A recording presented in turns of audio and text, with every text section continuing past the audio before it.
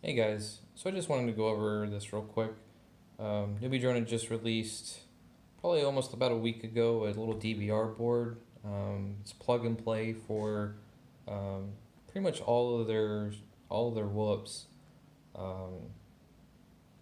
It's a form factor I've been waiting on for a while, because other DVR solutions are like a weird triangle shape so that it can like mount directly into a frame, and they're a little on the heavier side, and they're not friendly to other types of drones. So like they're pretty much whoop only.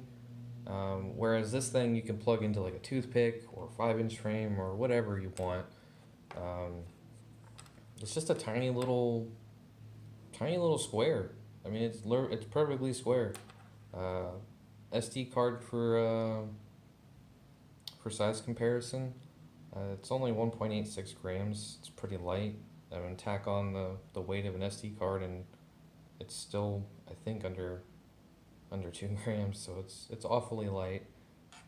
There's no fancy encoding, so it's basically your run-of-the-mill MJPEG compression. It's at what, 640 by 480, 24 frames per second. And it supports up to 32 gigabytes for an SD card.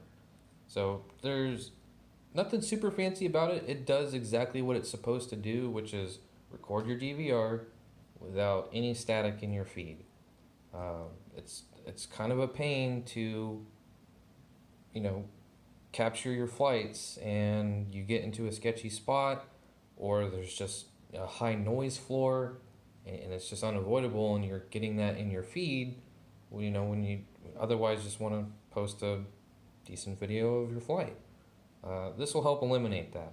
It basically is circumventing the whole transmission process. It's capturing the video before it actually sends it out to your goggles, which is nice. I think I'd mentioned before that it's plug and play. So effectively,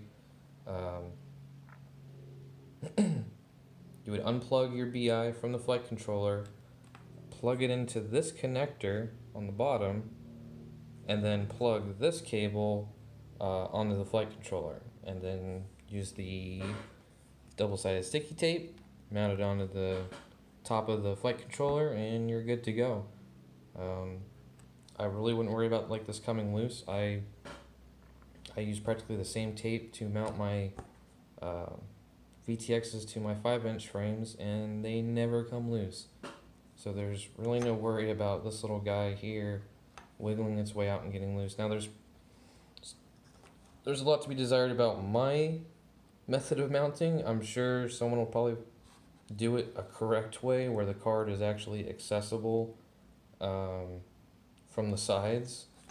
There's really no risk of the card being ejected out of these little guys. I don't care who you are. I don't really think it's gonna go flying out. It's pretty tight. It's an interference fit for the SD card, so I really don't have an excuse. Oh, looks like I'm missing a screw.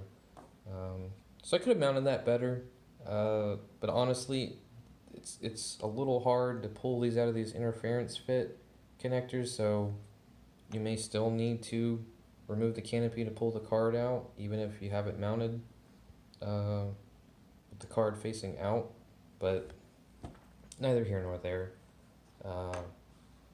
It's $10. It does exactly what it's supposed to do. I like it. Oh, one big note, I probably should have mentioned this earlier in the video, but there's no auto recording. So you have to press this little button. You have to press this little button to start recording, and then you do your flying, and then when you're done flying, don't just immediately unplug. You have to hit that button before you unplug to stop recording. Otherwise, you lose your flight. You'll know you're recording because the red light will be blinking on the DVR board itself, and then you know you're not recording when it's just a solid red light. So yeah, beyond that, that's all I really got to say about it. Have fun with it.